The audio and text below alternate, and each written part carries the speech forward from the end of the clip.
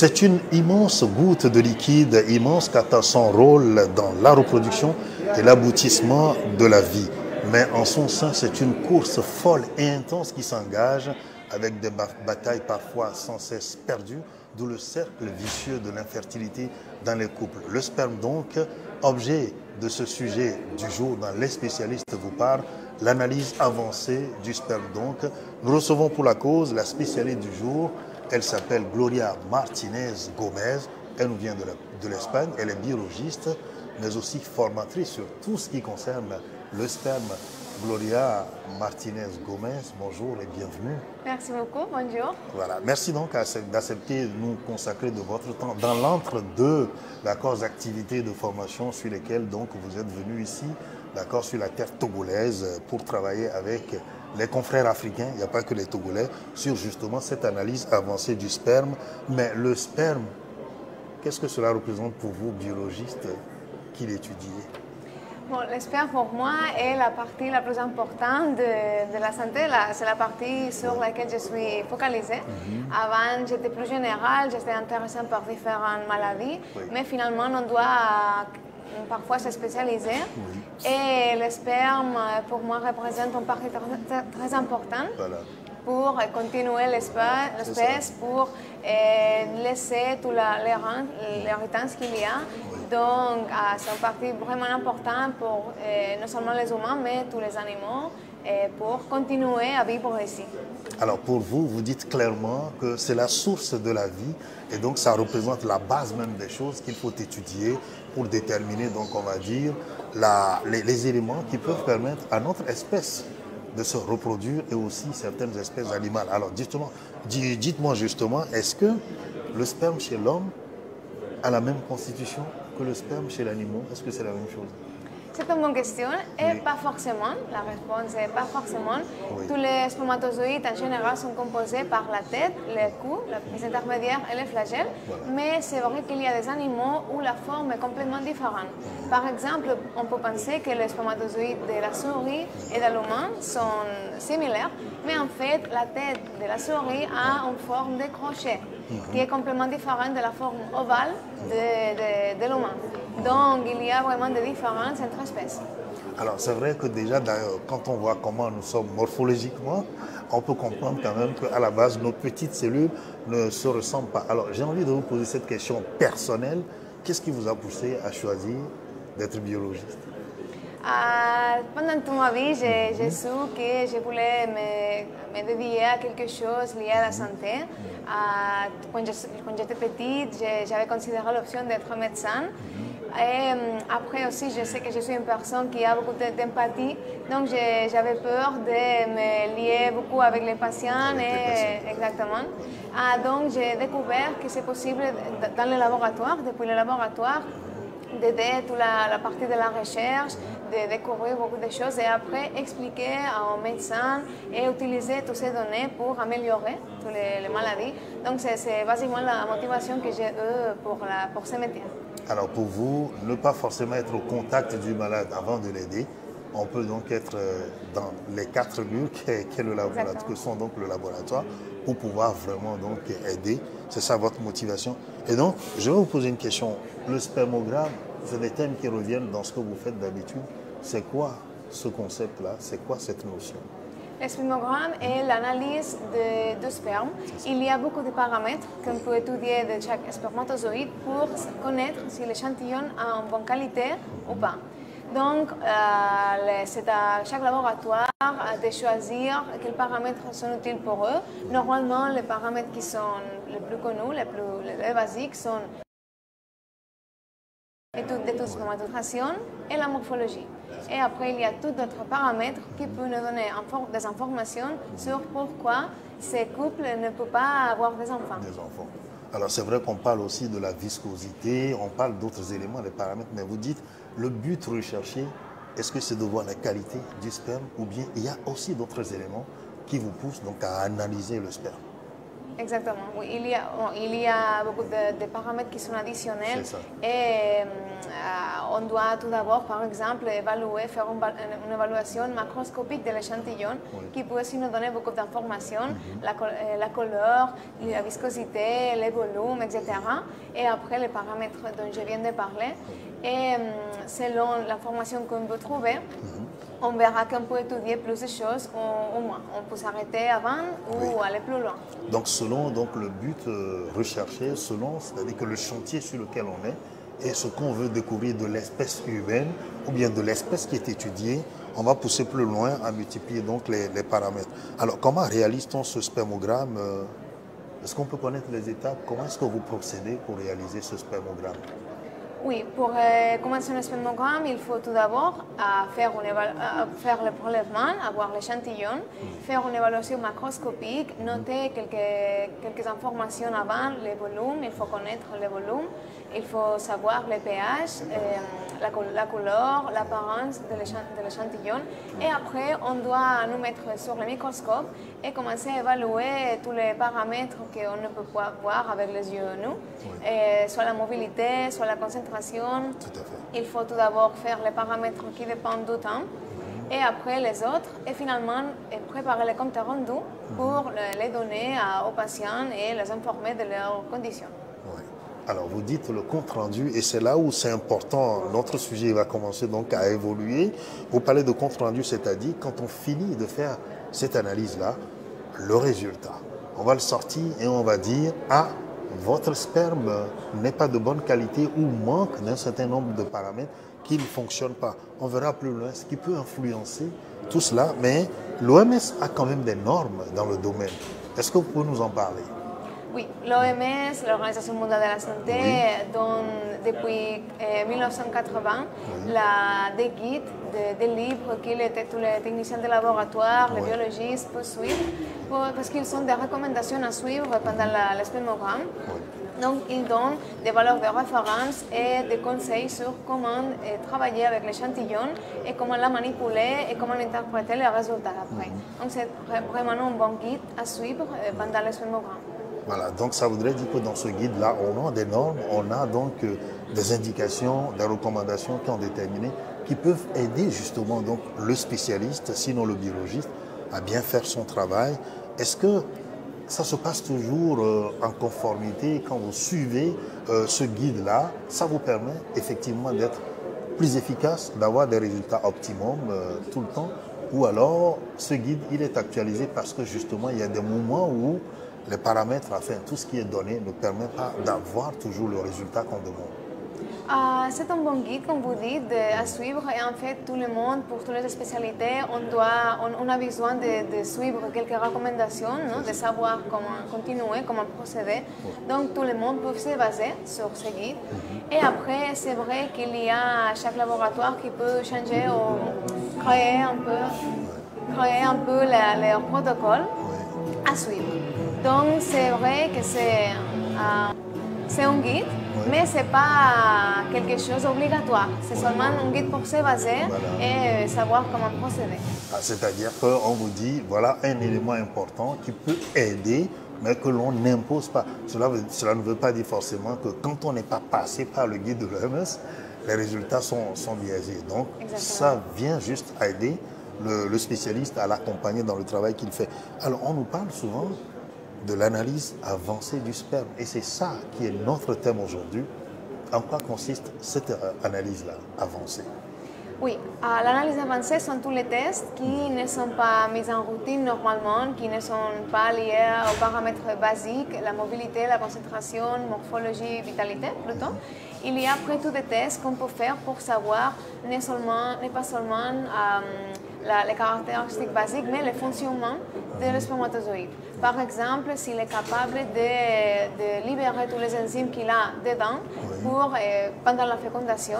Aussi, on peut étudier la fermentation de l'ADN, la qualité de l'ADN, et on peut aussi évaluer la chromatine. Donc, il y a tous des petits tests qu'on peut faire pour aller plus loin au cas où il y a des fausses couches et on ne sait pas encore quel est le problème. Voilà.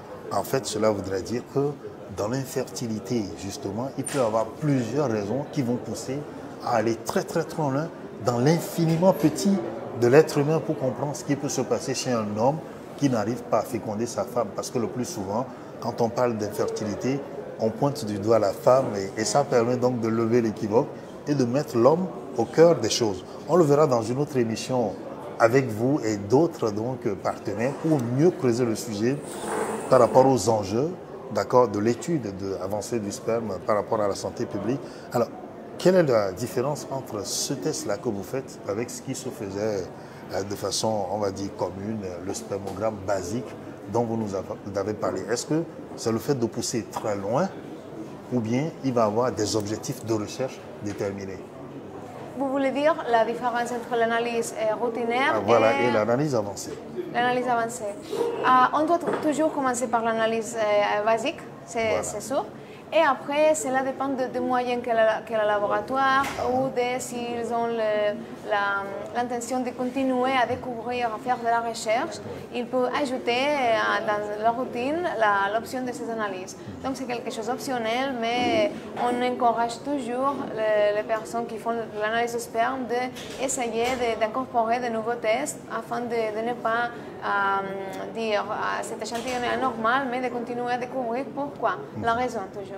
Alors vous dites découvrir les raisons du pourquoi et de l'au-delà des questions de fertilité, c'est de voir un peu plus loin pour expliquer toutes les insuffisances qui peuvent donc affecter la reproduction, sinon menacer la pérennité de notre espèce, parce que si les gens n'arrivent pas à féconder, ça va de soi qu'on ne va plus faire d'enfants, on ne va pas renouveler donc les espèces. Alors dites-moi, pour arriver à faire des analyses plus poussées comme ça, cela fait appel notamment à plus de moyens sophistiqués, donc d'où l'appel de l'intelligence artificielle aujourd'hui.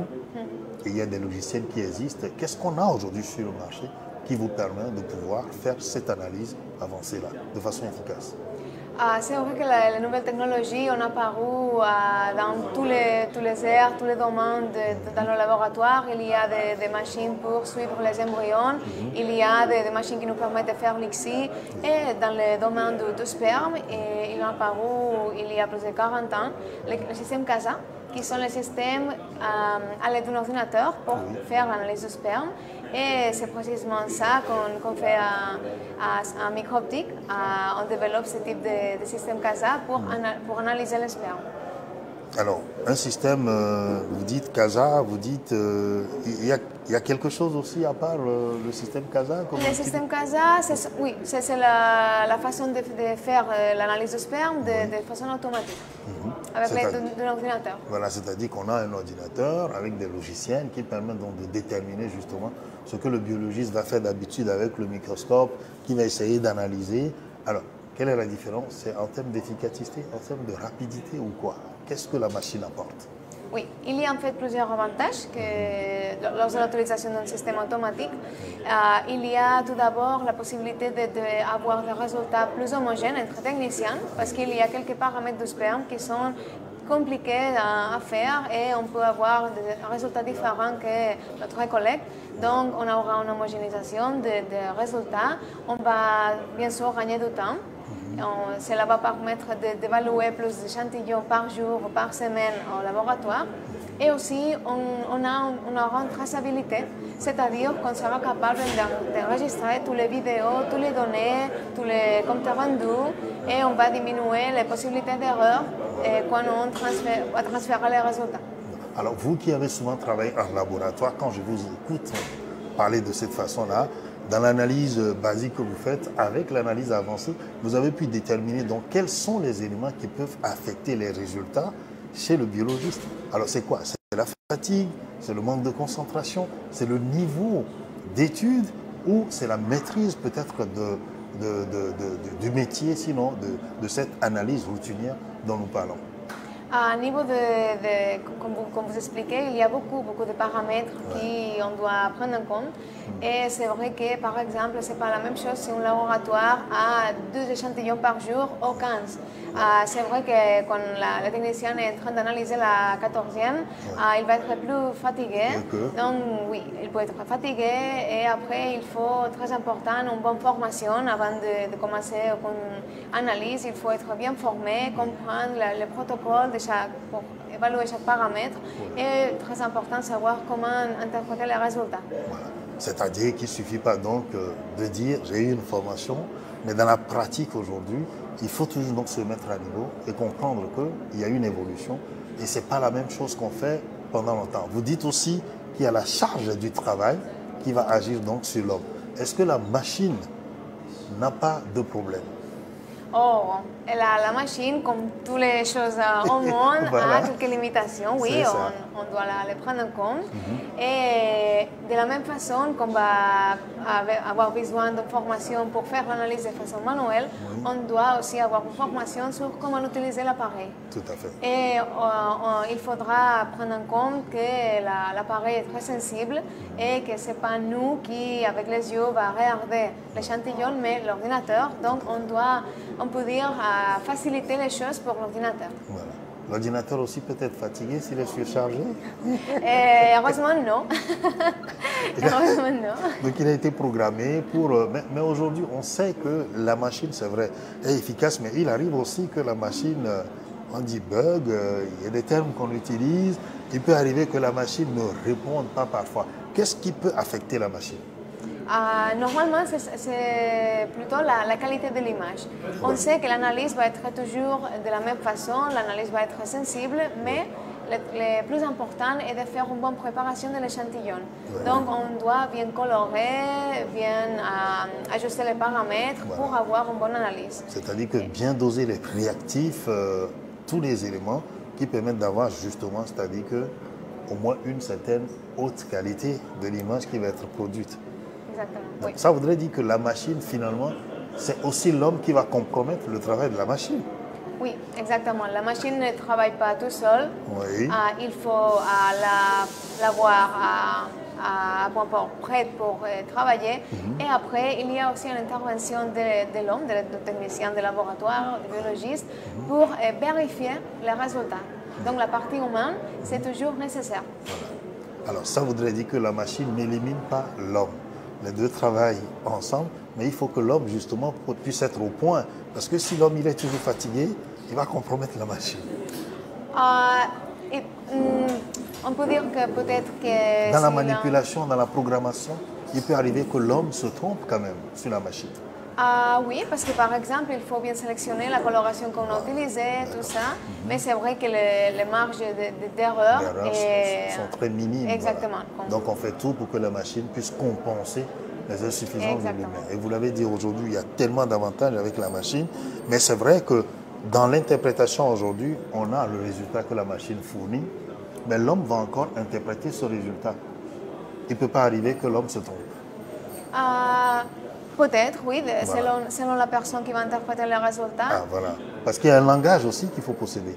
Exactement. Et c'est très important de savoir que normalement le système CASA, en général, va nous donner beaucoup d'informations et il faut bien choisir quelle information peut être utile pour nous. Voilà. C'est-à-dire qu'aujourd'hui, si le résultat sort, ce n'est pas tout qu'on peut communiquer aux couples qui souffrent de l'infertilité. Monsieur et madame arrivent ou bien le médecin va communiquer. Il faut sélectionner l'information qui les concerne directement, qui permet de régler leurs problèmes d'infertilité. Parce que si on va évoquer d'autres informations, ça peut biaiser donc le protocole qu'on va mettre en.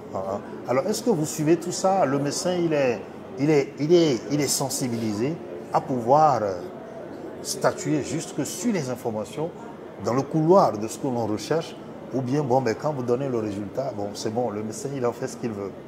Parce qu'il doit quand même avoir une certaine interactivité entre vous et le médecin. Oui.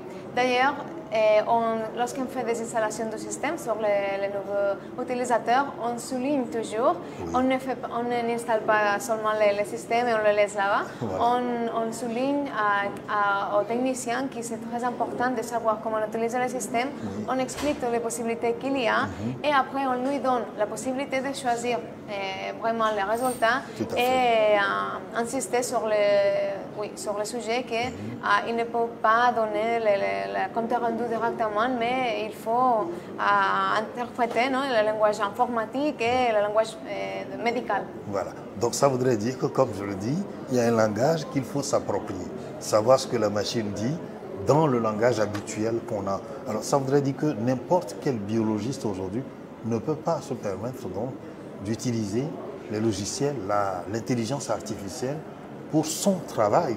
Surtout quand vous parlez d'un système unique, il faut avoir donc des formations complémentaires et surtout savoir que entre la machine et l'homme, il y a encore une certaine limite. Alors, on va partir pour ce que vous faites d'habitude dans la routine, dans l'analyse avancée, d'accord? Vous allez nous expliquer une séquence, nous allons comprendre dans notre émission pour que les gens sachent que le travail qui est fait pour leur apporter des réponses aux questions qu'ils se posent sur leur infertilité, c'est du travail minutieux qui est fait. Nous allons suivre donc l'essai et nous allons revenir. Il y a des vidéos tutoriels pour chaque kit. Donc, si on va à la morphologie, on va trouver la même chose. Et c'est l'exemple pour charger, pour remplir la lame de comptage. Donc ici, on a l'exemple de notre lame de comptage à 2 puits pour faire les 2 répliques que l'OMS recommande. Les sous-titres sont en anglais, mais vous pouvez comprendre complètement seulement avec les images. Donc, avec la pipette, il faut prendre le volume d'échantillons frais qui c'est indiqué près du papier pH et remplir le premier puits et le deuxième. Et vous voyez que par capillarité, l'échantillon va entrer dans le puits. Et comme vous voyez, dans ce type de lame, il y a aussi un carré pour le pH. C'est seulement dans ce type de lame. Après les lames à 6 puits, etc., ils n'ont pas de carré pour le pH. Donc le pH devra être évalué de façon manuelle. Mais dans ce cas, c'est possible de le faire automatiquement. On devra attendre quelques secondes jusqu'à le puits est complètement rempli. Et finalement, sécher un peu. Parce que sinon, ce sera comme une piscine et tous les spermatozoïdes vont se bouger. Donc c'est bon, on a notre lame. Et maintenant, ce qu'on doit faire est de prendre la lame. Oui, de prendre notre lame et la mettre dans la première position. Donc, il y a 4 positions, comme on a vu. On doit la mettre dans la première position. Et on va démarrer l'analyse. Donc maintenant, la porte va se fermer. La porte normalement est fermée afin d'éviter qu'il y ait de la poussière qui peut entrer dans le système. On peut modifier le numéro de minutes après lequel la porte va se fermer. Et il y a un carré noir là-bas. Maintenant, on va voir que, oui, ici, on peut voir en direct. Désolé. On va voir en direct qu'est-ce que la caméra qui est dans la boîte, dans le système, est en train de capturer. Toutes les images que la caméra va capturer. Normalement, ce n'est pas nécessaire qu'on est ici en face du système en regardant à travers de la caméra, mais c'est au moins intéressant de voir si la mise au point et tout ça est correct. Et oui, la platine est à 37 degrés pour l'analyse de la mobilité.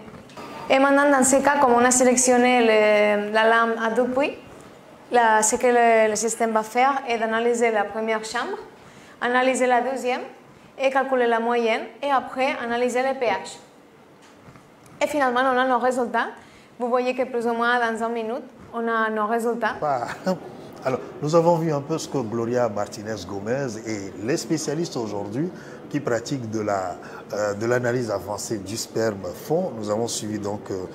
nous allons revenir à vous, Gloria Martinez-Gomez. Alors, le logiciel, l'intelligence artificielle, quand on lui fait appel et qu'il est une fois installé, est-ce qu'il y a du travail qui est fait comme chez l'homme, où l'homme doit actualiser ses connaissances? Il faut aussi aider la machine à se mettre à niveau tout le temps, ou une fois qu'on l'a installé, on peut l'utiliser pendant des années sans revenir gribouiller dedans. Une partie très importante est l'installation de la machine où les techniciens qui viennent pour le faire, soit en présentiel, soit à distance, faire le paramétrage du système pour vraiment vérifier que tout est correct et aussi ajuster selon ce que le laboratoire a, parce qu'il y a plusieurs types de matériel de laboratoire qui peut être utilisé. Donc, on doit les sélectionner sur le système. Et après, c'est vrai que de temps en temps, on recommande de faire les paramétrages pour nous assurer que tout marche correctement. Il y a de la même façon des contrôles de qualité qui peuvent être faits pour nous assurer que tout marche correctement. Voilà, parce que si on ne le fait pas, la machine aussi peut commencer donc à nous donner de fausses informations ou à parler un mauvais langage. Voilà un peu ce qui se joue là-dessus. Ça concerne beaucoup plus le technicien, c'est vrai, mais le commun des mortels est aussi intéressé par notre sujet, vu que l'infertilité aujourd'hui reste un énorme problème de santé publique. Nous allons évoluer dans notre émission, mais je propose encore qu'on s'arrête un peu. On va écouter d'autres confrères pour ce qu'ils découvrent par rapport donc, à vos méthodes. D'accord? On va voir un peu ceux qui ont eu un peu d'expérience, les quelques difficultés qu'ils ont à partager avec nous, parce que le but étant de pouvoir optimiser les résultats qui aident les patients. Nous allons marquer cette pause et nous allons revenir. D'accord. Il faut dire que Micro-Optique met à notre disposition de nouveaux équipements ou encore des équipements déjà existants qui nous permettraient d'améliorer nos compétences et nos services en matière d'offres de prestations au niveau des laboratoires.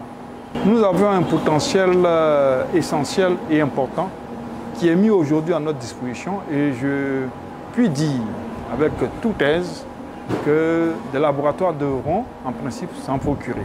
Il est inconcevable de jeter le poids sur la gente féminine puisque les études ont montré que les responsabilités sont partagées et de mon propre avis ou encore de notre avis, il est important que l'ensemble des communautés stigmatisent moins la gente féminine et plutôt réfléchissent de façon concertée à des éléments ou encore des possibilités pour améliorer les éléments pour avoir des enfants, aussi bien au niveau des couples comme au niveau de ceux qui désirent avoir des enfants. C'est une problématique majeure en Afrique. Pendant longtemps, on a jeté le propre sur la femme. Aujourd'hui, nous avions des personnes, des hommes qui sont aussi concertés, qui sont aussi concernés par rapport à cette problématique-là. Il faut que nous puissions mettre ensemble nos synergies pour que l'Afrique, dans un élan de solidarité, puisse se nantir de cette technologie-là afin de répondre à ce déficit de services en matière de santé dans nos États et sur le continent africain. Les praticiens travaillent dans un certain sens, les communautés ont un besoin qu'il faut résoudre, les pouvoirs publics aussi ont des exigences. Il est important que nous puissions mener des campagnes pour sensibiliser les pouvoirs publics afin que cet état de santé qui de plus en plus devient croissant dans nos populations puisse les interpeller et puis certainement ils apporteront les possibilités qu'ils peuvent offrir à ces établissements ou encore à ces structures sanitaires qui sont impliqués dans ce type de prestations de services. L'infertilité de nos jours est un problème de santé publique dans nos régions et il faut leur apporter des offres de soins de qualité. Et pour cela, pour l'homme concerné par l'infertilité masculine, parmi les analyses, il y a l'analyse du sperme, dans le cadre de la spermiologie, et il est normal qu'on lui donne des résultats fiables. Avant, il y avait, et même maintenant, l'analyse manuelle, mais il est reconnu, tous les auteurs s'accordent qu'il y a des variabilités dans le rendu de résultats en intrapersonnel, en interpersonnel et selon les techniciens. Sur le marché, il y a des outils permettant de standardiser ces ces résultats. Et grâce à l'entreprise Microptique, on a un système qui nous permet, en milieu de recherche, de disponibiliser des données, de participer à la formation dans les universités, dans les instituts, et au niveau hospitalier, de disponibiliser des résultats de qualité. Donc, voilà ce que nous avons à partager, ce que nous avons à bénéficier des autres, et c'est pour le bien du patient en général. Depuis 2018, nous utilisons ce système automatisé et nous avons noté des avantages. Les avantages, ce sont ceux déjà énumérés, et nous avons quelques difficultés, des difficultés qui sont à surmonter. Tout le monde s'accorde à dire qu'il faut qu'on aille ensemble. Donc nous disons que pour cela, on a de l'espoir. Personnellement, la machine à ce niveau ne peut pas remplacer l'homme. Il faut une assistance humaine pour apporter quelques corrections. C'est ce qui a déjà été présenté par les concepteurs et les utilisateurs. Donc la machine nous amène à aller rapidement, la machine nous amène à offrir plus de résultats, mais ne saurait remplacer intégralement l'humain pour le moment dans ce domaine. Vous avez parlé de bien décrypter les résultats, de savoir sélectionner les paramètres. Même déjà dans la programmation, vous avez dit qu'il faut que l'on s'assure de prendre le bon réactif, de pouvoir optimiser le résultat. Et on arrive au bout, on a des résultats qu'on met à la disposition donc, des gens. Vous dites la machine aussi, il faut de temps en temps revenir pour refaire les paramètres. Alors, dans ton expérience aujourd'hui de l'utilisation du logiciel, de l'intelligence artificielle pour donner les analyses, qu'est-ce que tu retiens de plus intéressant? Qu'est-ce qui t'a le plus marqué dans le recours à la machine pour le travail que tu fais? Ce que j'ai vu, que des fois, et j'imagine que c'est comme ça dans tous les domaines, pour la partie des développeurs du logiciel, de quelque chose, il y a des choses qui pour nous, on les voit très faciles, mais c'est vrai que c'est complètement différent une fois qu'une machine est installée dans un laboratoire. Il y a des choses qui ne sont pas si claires pour les personnes, donc pour nous c'est très important d'avoir les retours sur les utilisateurs pour qu'ils puissent nous dire je comprends ça, je ne comprends pas ça, et pour ça on a toujours le but d'améliorer les explications, les formations, les options sur le système pour avoir une expérience complète avec lui. Alors une expérience complète, mais aussi dans la durée, parce qu'on l'utilise, on va encore l'utiliser, et peut-être demain, d'autres logiciels vont arriver et nous permettront même de savoir peut-être, avant même que l'être ne soit constitué, peut-être d'où il vient, parce qu'on se pose cette question, comment est-ce que la vie a été initiée dans là où nous ne savons pas, dans le méta, je vais dire. Alors c'est vrai que les gens veulent nous amener au métavers d'ailleurs. Alors en termes d'expérience également, dans tout ce que vous avez fait, aujourd'hui, dans les problèmes d'infertilité, quel est en fait le paramètre qui revient le plus souvent? Je crois que le problème qui est plus lié à la fertilité est que c'est un problème qui a beaucoup de liaison avec les émotions, parce que le fait d'avoir des enfants est une chose il y a beaucoup de gens qui veulent faire, et quand ce n'est pas possible, il y a toute une connotation émotionnelle qu'on doit toujours, tout le monde, on doit améliorer sur comment traiter les patients et lui parler pour lui donner selon quelle information, parce qu'on peut être très professionnel avec ce qu'on fait, mais il faut toujours savoir comment communiquer les informations. C'est-à-dire que le médecin aujourd'hui, quand il reçoit un couple et qu'il veut discuter avec le couple sur les questions d'infertilité, il faut savoir par où commencer. Mais le plus souvent, ce que nous voyons aussi, l'être humain lui-même, qu'est-ce qui peut provenir de lui et qui peut affecter justement ce qui a été fait par la nature, bien évidemment, la qualité du sperme, on est avec en principe. Quand on vient au monde, on a un sperme quand même qui est de bonne qualité. Quels vont être donc ces paramètres-là, sinon ces facteurs qui vont agir sur cette qualité-là? il y a des choses qu'on peut contrôler sur la qualité de sperme et d'autres qu'on ne peut pas contrôler. Quand il y a des problèmes liés à la génétique, des problèmes génétiques, génomiques, ce sont des problèmes qu'on naît avec eux. Donc ce ne sera pas toujours possible de les régler, de les fixer. Mais c'est vrai qu'il y a beaucoup de problèmes qui sont liés à la qualité de sperme, qui sont liés à la vie, le mode de vie des personnes. Tout à fait. Plutôt la façon de manger, l'exercice, le stress, etc. Donc, c'est bon de savoir qu'il y a des petites choses qu'on peut changer dans la vie quotidienne et bien sûr, tout ça va améliorer la qualité de sperme des hommes. Alors, si vous aviez une patiente en face de vous, ou bien un couple qui souffre de problèmes d'infertilité, sans faire d'analyse, si vous aviez un conseil à donner, qu'est-ce que vous diriez à ce couple-là? Tout d'abord, je crois aussi qu'on est dans une époque où il y a beaucoup d'informations partout. Donc, tout d'abord, ne cherchez pas beaucoup de choses sur Internet. Pour commencer.